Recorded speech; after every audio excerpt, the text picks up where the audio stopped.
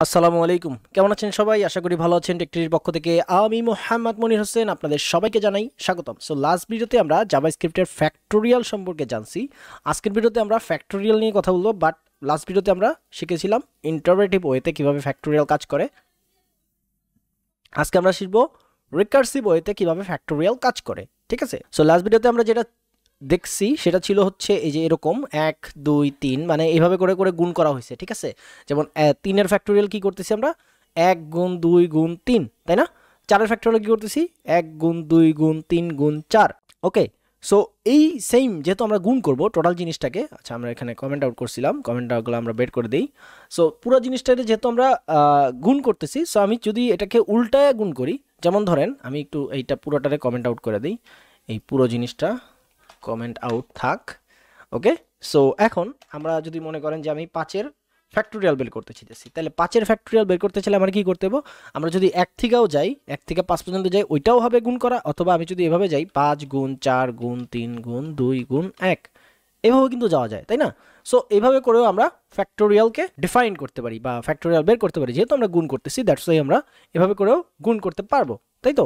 ওকে, very good. So এখন আমরা যেটা করব যে আমরা ফ্যাক্টোরিয়ালকে রিকার্সিভ ওয়েতে মানে উল্টা দিক দিয়ে গুণ করা শিখবো। ঠিক আছে, সো উল্টা দিক দিয়ে গুণ করা শেখার জন্য আমাদের মাথার ভিতরে একটা ছোট্ট জিনিস প্রথমে ফিক্সড করতে হবে। আচ্ছা, ফ্যাক্টোরিয়ালের একটা সূত্র আছে, যেটা হচ্ছে যে ফ্যাক্টোরিয়ালের মান যদি কখনো 0 হয়, আমি এখানে লিখে দিই ফ্যাক্টোরিয়াল ইকুয়াল টু 0 কখনো হতে পারবে না। যদি এটা 0 হয় তাহলে এটার মান হবে 1, 0 ইকুয়াল টু 1, এটা একটা রুলস। ঠিক আছে, তাইলে আমাদের কি করতে হবে? তাহলে আমাদের বলতে হবে যে ফ্যাক্টোরিয়াল আমরা ধরেন একটা ফাংশন করি, আমরা আজকে শিখবো হচ্ছে একটা ফাংশনের ভিতরে কিভাবে ফাংশনকে কল করে কাজ করতে হয়। ঠিক আছে, সো তাহলে আমরা একটা ফাংশন প্রথমে লিখে ফেলি। ফাংশন ফ্যাক্ট নামে একটা ফাংশন নিলাম, যেটা আমরা আগেও নিছি। ঠিক আছে, ফ্যাক্ট এন, এখানে একটা প্যারামিটার দিলাম এন নামে। তো এইখানে আমরা এখন আর একটা ফাংশনের ভিতরে আর একটা ফাংশন ফিক্সড করবো, সেটা হচ্ছে ইফ এলস এর আমরা সূত্র শিখছিলাম আগের ভিডিওতে, যদি না দেখে দেখেন ওখান থেকে দেখতে পারেন। ইফ এন ইকুয়াল টু মানে সমান সমান যদি 0 হয়, এন যদি 0 হয় তাইলে তুমি রিটার্ন করবা কি 1। ওকে, সো ইফ যদি আমার এন ইকুয়াল টু 0 হয় তাইলে তুমি রিটার্ন করবা 1। এরপরে আসি আমরা ইলস, যদি 0 না হয় তখন আমরা কি করব? তখন আমরা কি রিটার্ন করব?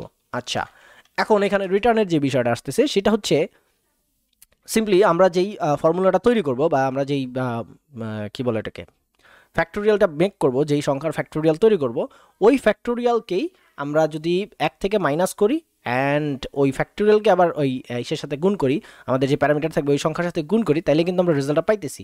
আচ্ছা, এখন এই জিনিসটা কি, এই জিনিসটা আমাদের মাথায় ঢুকে দেবে প্রথমে। ঠিক আছে, সো আমরা যদি একটু এখানে খেয়াল করি যে আমরা কি করছিলাম, প্রথমে আমরা ফ্যাক্টোরিয়ালের সাথে ওই আমাদের যে আই ছিল বা সংখ্যা ছিল ওইটার সাথে গুণ করতেছিলাম, তাই না? সো সেম জিনিসটা আমরা এখানে করব। সেটা আমাদের একটু একটু হজবরল লাগতে পারে, বাট আমরা একটু যদি বুঝতে পারি তাহলে জিনিসটা অনেক বেশি ইজিয়ার হয়ে যাবে। আচ্ছা চলেন একটু খেয়াল করি। সো ধরেন এবার আমি 6-এর ফ্যাক্টোরিয়াল তৈরি করতেছি। সো 6-এর ফ্যাক্টোরিয়াল যদি হয় এরকম হবে 1, আচ্ছা আমি সহজেই যাই, 2 3 4 5 6। ঠিক আছে, আচ্ছা 6-এর ফ্যাক্টোরিয়াল। এবার যদি আমি 7-এর ফ্যাক্টোরিয়ালে যাই, 7-এর ফ্যাক্টোরিয়ালে দেখেন কি হইতেছে, এই 1 থেকে 6 পর্যন্ত ঠিক থাকতেছে, সরি কপি করলাম, 1 থেকে 6 পর্যন্ত ঠিক থাকতেছে, এরপরে আমি গুণ করতেছি 7কে। ওকে, সো এইটাকে আমরা এইভাবে লিখতে পারি 7 ফ্যাক্টোরিয়াল ইকুয়াল টু, আমরা এইভাবে লিখতে পারি যে 6-এর ফ্যাক্টোরিয়াল ইন্টু 7।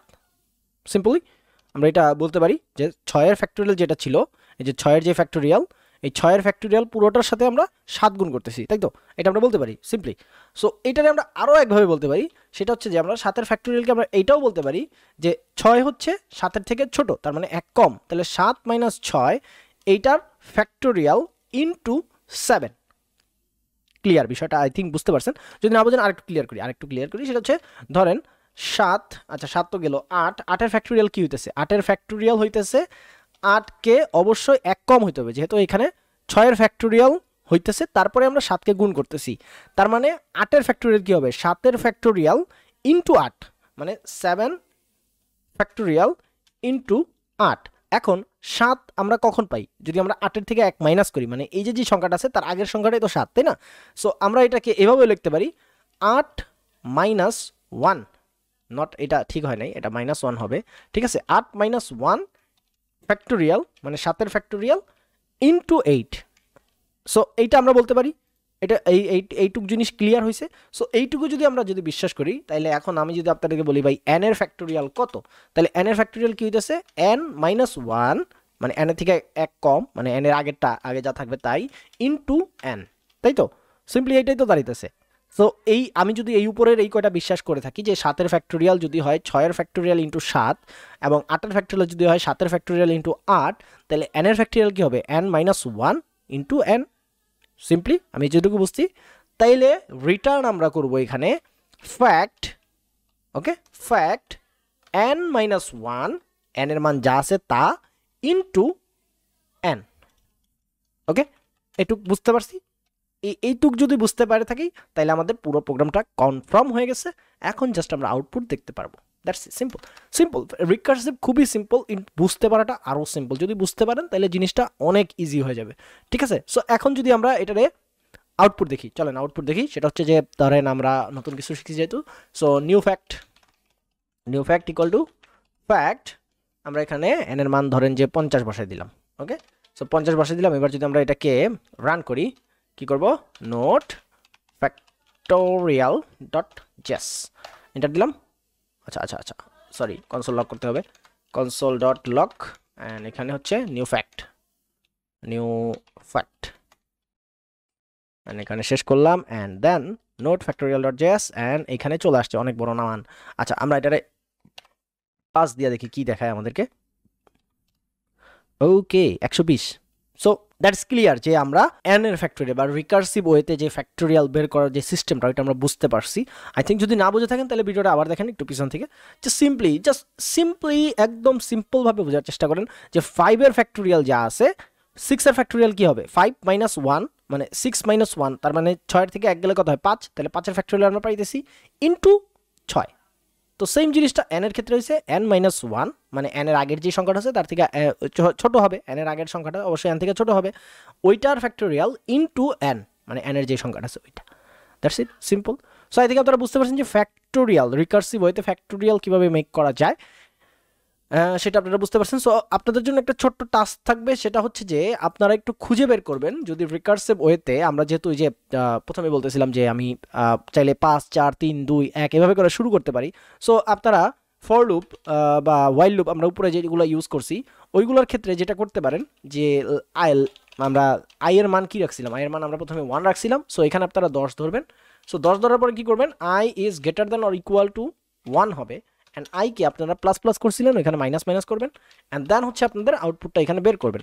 সেম জিনিস ওয়াইল লুপের ক্ষেত্রে আমরা কি করছিলাম, প্রথমে একটা লেট ডিক্লেয়ার করছিলাম, লেট আই ইকুয়াল টু 0, 0 তো হবে না, সরি 0 দিলে তো 0 সাথে 0 গুণ হয়ে যাবে। এই যে ওয়াইল লুপের ক্ষেত্রে আমরা লেট আই ইকুয়াল টু 1 ধরছিলাম। সো এই ক্ষেত্রে আপনারা অবশ্যই 10 ধরতে পারেন অথবা 0 ধরতে পারেন, যেটাই ধরবেন। সো ধরার পরে এখানে আপনারা ওয়াইল লুপটা রান করবেন, ওয়াইল loop I equal two I is less than or greater than equal to কত হবে 10 হবে, যেহেতু এটা মাইনাস করবো আমরা, দ্যাটস ওয়াই। সো যতক্ষণ পর্যন্ত 10-এর বড় হবে আই ততক্ষণ পর্যন্ত আসবে, 10-এর থেকে 10 যদি বড় হয়ে যায় বা 10-এর পরের থেকে যদি বড় হয়ে যায় তখন কিন্তু আর আসবে না। সো এই জিনিসটা মাথায় রাখতে হবে, আই মাইনাস করতে হবে, তাইলে আপনারা যেই রেজাল্টটা পাবেন ওই রেজাল্টটা দিয়ে আপনারা দেখেন যে আপনারা ওই ফ্যাক্টোরিয়াল বের করতে পারতেছেন কিনা, মানে উল্টো দিক থেকে কাউন্ট করে আসা ফ্যাক্টোরিয়ালটা বের করতে পারতেছেন কিনা এটা একটু খুঁজে বের করেন। সো এটা আপনাদের জন্য টাস্ক থাকবে। সো আজকে ভিডিও পর্যন্ত, আশা করি ভিডিওটি বুঝতে পেরেছেন। যারা ফেসবুকে দেখতেছেন, যারা নতুন আছেন তারা অবশ্যই পেজটাতে লাইক করবেন, ফলো করবেন, আর যারা ইউটিউবে আছেন যারা নতুন আছেন তারা অবশ্যই সাবস্ক্রাইব করবেন এবং পাশে থাকা বেল আইকনটি প্রেস করে দিবেন, আর যারা পুরাতন আছেন তারা সবাই লাইক কমেন্ট শেয়ার করবেন। নেক্সট ভিডিওতে দেখা হবে, ততদিন পর্যন্ত সবাই ভালো থাকুন, সুস্থ থাকুন, আল্লাহ হাফেজ, আসসালামু আলাইকুম।